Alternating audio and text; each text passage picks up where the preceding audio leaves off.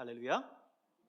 오늘 2부 예배 나오신 여러분 모두를 주의 이름으로 축복하고 환영합니다. 오늘 오랜만에 우리 정영규 장로님, 이영숙 권사님도 참여해 주셨는데 환영합니다. 늘 우리 교회에서 신앙생활 오랫동안 같이 하시다가 지금 이제 다른 곳에 이사하셔서 계신데 우리 교회를 방문해 주셨습니다.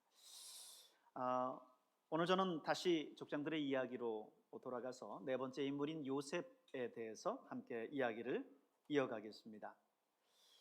형들의 시기 속에 형들에게 죽임을 당할 뻔하다가 또 구덩이에 던져졌다가 다시 미디안의 상인에게 팔려가게 되죠. 미디안 상인은 그런 요셉을 어디로 데리고 갑니까? 애굽으로 데리고 가지요. 거기서 애굽 사람 바로의 친위대장 보디발의 집에 종으로 팔려가게 됩니다. 여기서 친위대장이라고 하면 아마 지금쯤으로 말한다면 청와대 경호실장쯤 되지 않을까 생각합니다. 그런데 오늘 본문에 나오는 2절의 말씀이 참 마음의 은혜가 돼요. 여호와께서 요셉과 함께 하심으로 그가 형통한 자가 되어 그랬습니다. 여호와께서 요셉과 함께 하심으로 형통한 자가 됐다. 여러분, 이 말씀이 왜 은혜가 되냐면 이 말씀이 우리에게 던져주는 의미, 메시지가 분명합니다. 뭐죠? 아무리 어려운 인생의 고난 속에 있다 하더라도 하나님이 우리와 함께 하시면 우리의 인생은 형통할 수 있다라는 것입니다. 그렇습니다. 그러기에 오늘 우리가 어떤 환경 속에 내가 지금 처해 있느냐, 이게 중요한 게 아니고요, 지금 우리가 어떻게 살고 있느냐라고 하는 것이 더 중요한 거예요. 그 어떤 환경과 그 어려움 속에서도 우리 하나님이 저와 여러분과 함께 하시면 오늘 저와 여러분의 인생의 모든 길들이 아름답게 열려질 줄로 믿습니다. 3절도 보세요. 그의 주인이 여호와께서 그와 함께 하심을 보며 또 여호와께서 그의 범사에 형통하심을 보았더라. 지금 하나님이 요셉과 함께 한다라고 하는 사실을 주인도 보고 있는 거예요. 그래서 주인이 아예 요셉에게 자기 집의 모든 재반 업무를 다 맡겨요. 그런데 놀라운 거는요, 하나님께서 요셉뿐만 아니라 보디발의 집까지도 축복해 주셨다는 거예요. 39장 5절 보세요. 그가 요셉에게 자기 집과 그의 모든 소유물을 주관하게 한 때부터 여호와께서 요셉을 위하여 그 애굽 사람의 집에 복을 내리심으로 여호와의 복이 그의 집과 밭에 있는 모든 소유에 미친지라 그랬습니다. 여러분, 이 주인 보디발은 하나님을 믿는 사람이 아닙니다. 그런데 그런 그가 요셉의 삶을 보면서 하나님의 살아계심을 느끼는 거예요. 하나님의 살아계심을 인정합니다. 요셉을 보면서, 요셉의 삶을 보면서. 여러분, 하나님을 믿지 않는 다른 세상 사람들이 오늘 저와 여러분의 삶을 보면서 하나님이 살아계시다라고 하는 것을 인정하게 돼야 될 줄로 믿습니다. 여러분의 삶 속에서 내가 어떻게 사느냐, 그걸 통해서 여러분은 하나님의 살아계심을 세상 모든 사람들에게 보여줄 수 있어요. 오늘 보디발의 집은 이 요셉 때문에 축복을 받았어요. 보디발이 신앙생활하고 보디발이 하나님을 잘 섬겼기 때문이 아니라 그 집에 요셉이 들어가고 그 집의 그 모든 일을 요셉이 맡아 함으로 인해서 요셉 때문에 보디발의 집조차 축복을 받았다는 거예요. 여러분, 여러분이 여러분의 직장에 있음으로 인해서 여러분의 직장이 복받게 되는 일이 있길 바랍니다. 여러분이 여러분의 가정에 존재함으로 인해서, 예수 믿는 여러분이 여러분의 가정에 있음으로 인해서 여러분의 가정이 행복해지고 축복받는 놀라운 일이 있길 바랍니다. 요셉은 비록 애굽의 종으로 끌려갔어요. 그렇지만 거기에서 나름 주인에게 인정받고 주인 집에 가정 총무의 역할을 할 정도로 인정받고 그 모든 일들을 잘 해나갔습니다. 요셉의 성공 가도가 열리기 시작한 거예요. 지금까지 요셉의 삶 속에서는 가장 상한가를 누리고 있는 거지요. 그런데 그런 어느 날 요셉에게 위기가 찾아옵니다. 그 위기는 다른 게 아니라 요셉을 유혹하는 매혹적인 시험이었어요.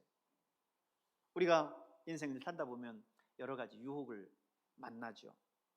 도란노 소원에서 발간한 유명한 책 가운데 하나가 리차드 포스터의 돈, 섹스, 권력이라고 하는 책입니다. 우리 인생에서 만나는 대표적인 유혹들, 그 유혹들을 이 세 가지로 정리를 한 거죠. 물질적인 유혹, 쾌락적인 유혹, 그리고 권력에 대한 유혹입니다. 이 모든 유혹들은 마치 마약처럼 정말 벗어날 수 없게끔 만드는 그런 매혹적인 그런 유혹들이에요. 그래서 많은 사람들이 이 유혹에 넘어갑니다. 오늘 요셉에게서 찾아온 이 유혹 역시 바로 그런 유혹들이었어요. 생각해 볼까요? 요셉은 27세의 젊은 청년입니다. 총각이에요. 게다가 노예로 팔려와 머나먼 이국 땅에서 생활을 하면서 고향을 그리며 고독하게 생활합니다. 바로 그럴 때에 다가온 이런 유혹들은요, 참 이기기가 힘든 거예요.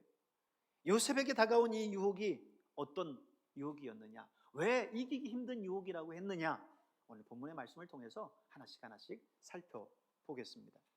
먼저 요셉은요, 지금 집을 떠난 상태예요. 집을 떠난 상태에서는요, 여러분, 사람이 자이든 타이든 이 유혹을 받게 되어 있어요. 왜? 자신을 정신적으로 붙들어주고 지지할 수 있는 부모도 없어요. 형제도 없습니다. 친구도 없어요. 그저 낯설고 물서른 애굽이라고 하는 나라에 와 있어요. 외롭고 마음 허전하고 어떤 유혹에서든지 흔들릴 수 있는 그러한 상태예요. 보통 집을 떠나 살면 우리는 유혹받기가 참 쉽습니다. 집을 떠난다는 것은 약간의 해방감을 가져다 주죠. 나를 둘러싸고 있었던 그런 제약과 굴레에서부터 벗어나게 해요. 그때 우리는 그 유혹 앞에 쉽사리 노출됩니다. 여러분 가운데 자녀들이 집을 떠나서 공부하거나 직장 생활을 하고 있는 자녀들이 있습니까? 그 자녀들을 위해서 정말 기도해야 돼요. 그들이 얼마나 많은 세상의 유혹에 노출되어 살아가는지 아십니까? 그리고 우리가 살아가는 이 세대가 우리가 알지 못하는 얼마나 무서운 세상인지 모릅니다. 여러분이 상상할 수 없는 일들이 이 세상 속에서 곳곳에서 벌어지고 있어요. 여러분이 깨어 기도하지 않으면 여러분의 자녀들은 이 유혹에서부터 결코 벗어날 수 없습니다. 사실 이거는 자녀들뿐만의 일이 아니죠. 결혼한 우리 모두의 일이기도 합니다. 요즘 직장 때문에 주말 부부들 많죠. 사실 부부는 성경에 의하면 한 몸이에요. 그래서 떨어져 살면 안 돼요. 바람직하지 않습니다. 왜? 떨어져 살면 오늘 이와 같은 유혹이 생기기 때문에 그래요. 그래서 성경은 뭐라고 우리에게 권고하냐면 고린도전서 7장 5절에 보면요, 서로 분방하지 말라. 뭐예요? 방 따로따로 살지 말라는 거예요. 연세 드시고 하면 따로 주무시는 분들도 있긴 한데, 또 같이 이렇게 주무시면서 한 침대 쓰고 그러는 게 힘들다고 하는 분들도 있는데, 그래도 같이 쓰셔야 돼요. 남편이 자다가 다리 얹고 힘들고 하게 하더라도 그래도 같이 계셔야 돼요. 왜? 성경은 기도할 틈을 얻기 위해서 합의상 얼마 동안만 분방하되 분방하지 말라는 거죠. 왜? 사단이 절제 못하는 우리의 모습을 통해서 그걸 통해 시험한다는 거예요. 여러분, 근데 생각해 보세요. 요셉은요, 지금 혈기방장한 청년이고 총각이에요. 집을 떠나 있어요. 아는 사람도 없습니다. 이역만리 이국 땅에서 지금 살아가고 있는데, 그런 그 외로움을 한 여인이 채워주기 위해 다가옵니다. 호의를 가지고 요셉에게 다가와요. 그리고 그녀는 지금 이 집 주인의 아내입니다. 여주인이에요. 어쩌면 그 집 안에 모든 그 살림의 실권을 쥐고 있었을지도 몰라요. 그리고 요셉에게 다가오면서 그냥 다가오지 않았겠죠. 그의 앞길을 보장해 주겠다. 앞으로 출세의 길들을 열어주겠다. 많은 재물을 주겠다. 앞으로의 너의 지위와 모든 것들을 보상해 주겠다 하면서 요셉에게 접근했을 겁니다. 그러니 요셉에게 이 유혹이 얼마나 견디기 힘들었을까요? 뿐만 아니라 이 유혹은요, 그저 한 번 유혹하는 유혹으로 끝난 게 아니라 집요한 요구였어요. 오늘 7절 말씀에 보면 그 후에 그의 주인의 아내가 요셉에게 눈짓하다가 동침하기를 청하니, 첫 번째 나오는 이 보디발의 아내의 유혹입니다. 그런데 한 번의 유혹으로 끝나는 게 아니었어요. 그 다음 10절을 보십시오. 여인이 날마다 요셉에게 청하에, 날마다 요셉에게 청하였으나 그랬죠? 하루가 아니라 매일처럼 지금 이 요셉을 유혹하고 있는 거예요. 그러다가 이제는 아예 달려들어요. 12절을 보세요. 그 여인이 그의 옷을 잡고 이르되 나와 동침하자 하면서 달려드는 겁니다. 한 번의 유혹이라고 한다면 눈 질끈 감고 이길 수도 있었을 거예요. 그런데 이건 계속해서 매일처럼 집요하게 이루어지는 그런 유혹이었습니다. 요셉이 이 유혹을 피하기가 얼마나 힘들었겠어요. 그리고 더 중요한 거는요, 이 유혹이 언제 이루어지고 있느냐라고 하는 거예요. 언제 이루어지고 있었습니까? 11절 보세요. 그러할 때 요셉이 그의 일을 하러 그 집에 들어갔더니 그 집 사람들은 하나도 거기에 없었더라. 아무도 없는 그때, 유혹받기에 가장 절대절호의 기회죠. 얼마나 견디기 힘들겠어요. 아무도 보는 사람 없는데. 여러분, 사단은 언제나 우리를 넘어뜨리기 위해서 가장 적절한 타이밍을 찾아요. 그래서 사도 바울은 우리에게 권면하기를 마귀에게 틈을 주지 말라라고 했어요.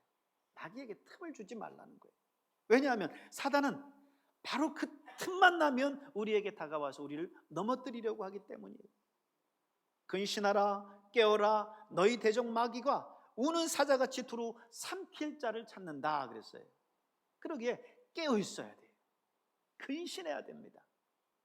그러지 않으면 언제든지 나에게도 다가와서 나를 유혹할 수 있다라고 하는 거예요. 모든 것이 잘 되고 잘 풀릴 때 더 조심해야 돼요. 요셉이 유혹받은 때가 언제였다고요? 한참 그의 인생의 상승 궤도를 그리고 있을 때였어요. 잘 달리고 있을 때였습니다. 인정받고 사랑받고 그래서 자기의 책임이 늘어나고 위치가 높아질 때였어요. 근데 여러분, 우리가 기억해야 돼요. 우리를 둘러싸고 있는 이 환경이 어렵고 힘들고 고난 가운데 있을 때 우리가 이런 유혹 가운데 빠지는 게 아니라 오히려 모든 것이 잘 되고 순적하게 이루어질 때, 바로 그때 유혹받기 쉽다는 거예요. 달콤한 쾌락과 방탕 속에 나 자신을 던지고 싶은 그런 유혹을 느끼게 된다는 거죠. 그래서 성경은 말씀합니다. 그런즉 선줄로 생각하는 자는 넘어질까 조심하라. 선줄로 생각하는 자는 넘어질까 조심하라. 나는 믿음 안에 굳게 서 있고 어떤 유혹이 다가와서 나는 넘어지지 않는다라고 그런 교만해서는 안 된다는 거예요. 보름달이 가득 차서 풍성할 때, 그때가 바로 그 달이 기울어지기 시작하는 시점이라고 하는 것을 우리는 한시도 잊어서는 안 됩니다. 요셉은 정말 이기기 어려운 유혹 속에 놓여 있어요. 얼마나 매혹적이고 얼마나 극복하기 힘든 유혹이었습니까? 그런데요, 요셉은 그 유혹을 이겼어요. 그러기에 오늘 요셉의 이 승리가 값진 겁니다. 요셉의 승리는 우리에게 하나의 좋은 모델이 됩니다. 이 절대적인 환경 속에서 그 모든 유혹을 극복하고 이겨냈기 때문이죠. 환경은 결코 우리의 변명거리가 될 수 없어요. 아유, 목사님, 내가 그때 그럴 수밖에 없었던 거는 그때의 상황이, 환경이, 여건이 그럴 수밖에 없었어요. 아니요. 환경이 변명거리가 될 수 없어요. 오늘 요셉은 그것을 잘 우리에게 지금 증명해 주고 있습니다. 정말 힘든, 정말 이 유혹을 극복하기 힘든 그 상황 속에서 요셉은 당당히 승리했어요. 오늘 그 승리의 비결, 그 유혹을 극복하는 방법을 함께 살펴보도록 하겠습니다. 먼저 요셉은 자신의 인생에 대해서 분명한 가치 기준을 가지고 있었어요. 내 인생의 분명한 가치 기준, 이게 굉장히 중요해요. 요셉을 보면요, 이 집에 나보다 큰 이가 없으며 주인이 아무것도 내게 금하지 아니하였어도 금한 것은 당신뿐이니 당신은 그의 아내임이라.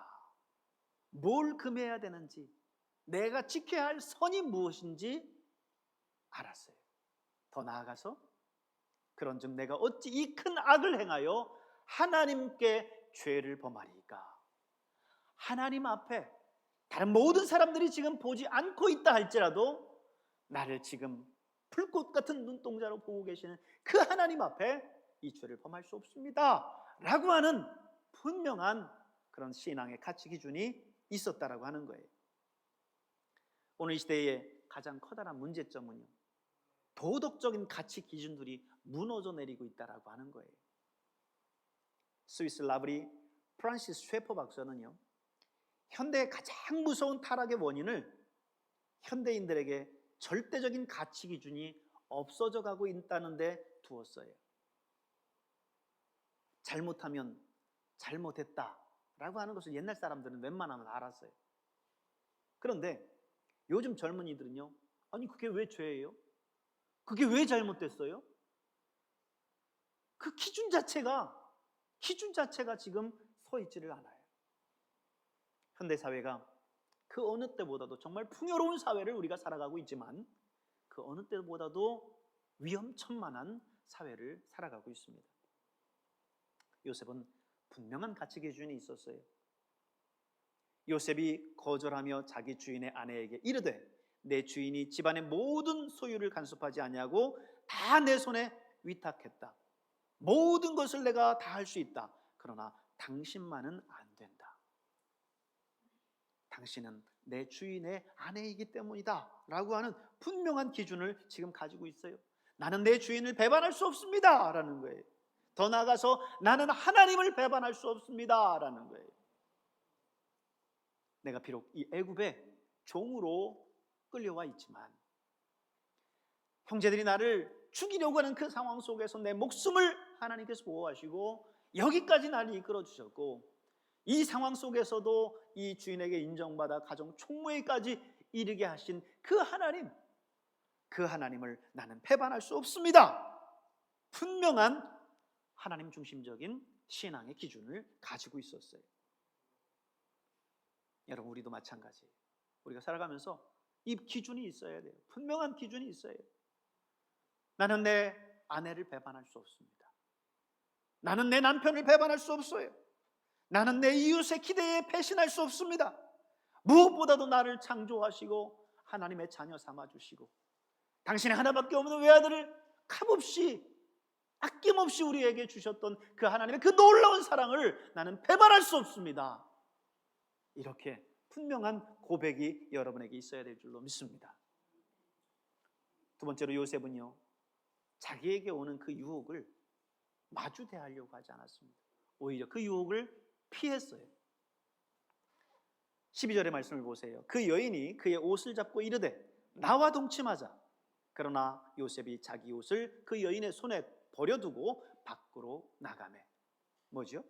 이 여인이 지금 요셉의 옷을 부여잡고 함께 동침하자고 늘어지니까 요셉이 뿌리치다 안 되니까 그 옷을 그냥 버려둔 채 도망했다는 거예요. 이 유혹 앞에 마주하고 있지 않고 그것을 피했다는 거예요. 한 젊은이가 사창가 앞을 지나가면서 기도했어요. 하나님, 시험에 들지 않게 하시옵소서 하면서 지나갔어요. 근데 눈에 당장 보이는데 그 시험에 빠지지 않겠어요? 결국 실패하고 그곳에서 범죄하고 말았습니다. 그리고는 목사님 앞에 와서 목사님, 기도해도 안 되던데요, 이렇게 얘기했어요. 그랬더니 목사님이 하는 말씀이, 그래, 기도는 잘했는데 기도가 너무 늦었다. 기도가 너무 늦었다. 시험에 들기 전에 시험에 들지 않도록 기도해야지 왜 굳이 그 시험에 들 장소에 가서 거기서 시험에 들게 하지 마옵소서 하느냐는 거예요. 여러분, 바다 한가운데 가서 뛰어들고는 주여 빠져 죽지 않게 하옵소서 하면 여러분 그곳에서 안 빠져 죽습니까? 빠지지 않게 기도를 해야죠. 시편 기자는요, 복 있는 사람은 이렇게 표현합니다. 복 있는 사람은 악인들의 꾀를 따르지 아니하며 죄인들의 길에 서지 아니하며 오만한 자들의 자리에 앉지 아니한다 그랬어요. 걷다 보면 서게 되고 서다 보면 거기에 주저앉게 돼요. 그렇기 때문에 아예 처음부터 그 길에 발을 딛지 말아야 하는 거예요. 세상 사람들이 죄악을 범하는 그 자리에 함께 하면서 시험에 들지 말게 하옵소서 할 필요 없어요. 세상 친구들, 죄 짓는 세상 친구들과 함께 사귀면서 시험에 들지 말게 하옵소서 할 게 아니에요. 성경은 우리에게 말하기를 죄 짓는 세상 친구들, 그들과 함께 하지 말라는 거예요. 죄의 자리에 아예 가지를 말라는 거예요. 사도 바울은 그래서 디모데후서에 보면 청년의 정욕을 피하라 그랬어요. 청년의 정욕을 피하라는 거예요. 거기에 있지 말라는 거예요. 굳이 그 제약의 자리에 들어가서 시험에 들게 하지 말라고 그렇게 할 이유가 없다는 거죠. 요셉은 자기의 옷을 붙들고 늘어지는 그 여인 앞에서 주여 시험에 들지 말게 하옵소서, 그 자리에 가만히 있었던 게 아니에요. 어떻게 했어요? 그 자리를 피했어요. 불이 나게 도망가 버렸어요. 어거스틴은 이렇게 말합니다. 나는 내 머리 위에 새들이 날아다니는 것을 막을 수는 없다. 그러나 새들이 내 머리에 둥지를 트는 것은 막을 수 있다 그랬어요. 그렇죠. 새들이 머리 위로 날아다니는 것을 어떻게 막습니까? 하지만 그 새들이 내 머리 위에 날아와서 내 머리 위에 둥지를 틀게 해서는 안 되죠. 둥지를 틀라 하면 새들을 쫓아야지요. 마찬가지예요. 사단은 모든 사람을 유혹해요. 아무리 영적인 거장이라고 할지라도 그를 유혹해요. 아니, 예수님도 유혹했는데 누구라고 사단이 유혹하지 않겠습니까? 사단이 유혹하는 거는 막을 수 없어요.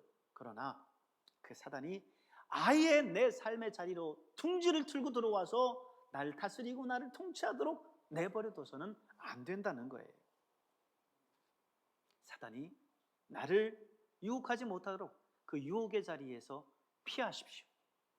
그 죄악의 자리에서 피하세요. 세상 사람들이 죄 짓는 그 자리, 세상 사람들의 그 친구들, 여러분 끊으세요. 그래야 여러분이 하나님이 원하시는 그 삶을 살아갈 수 있습니다. 세 번째로 요셉은요, 굉장히 바쁘게 살았어요. 유혹이 자신을 다스리지 못하도록 그럴 여유를 주지를 않았어요. 요셉을 보면 정말 성실하게 살죠. 그가 비록 애굽에 와 있지만 종생활을 하지만 종으로서 충실하게 자기 일을 열심히 합니다. 그러니까 주인이 그걸 인정해서 가정 총무로 삼죠. 가정 총무로서의 역할을 충실히 행합니다. 그러니까 나중에 우여곡절 끝에 애굽의 총리도 됩니다. 그 총리 역할을 충실하게 담당합니다. 오늘 요셉이 얼마나 정말 부지런하고 성실했는지를 알 수 있어요. 유혹이 여러분 언제 오는지 아십니까? 한가할 때, 게으를 때 오는 거예요. 마음이 부산할 때 오는 거예요. 해야 할 일이 많은 사람, 해야 할 일에 열중하는 사람, 그 사람에게 유혹이 오지 못해요. 왜? 그는 다른 데 시선을 둘 여유가 없기 때문이에요. 여러분 그 예를 어디서 찾아볼 수 있어요?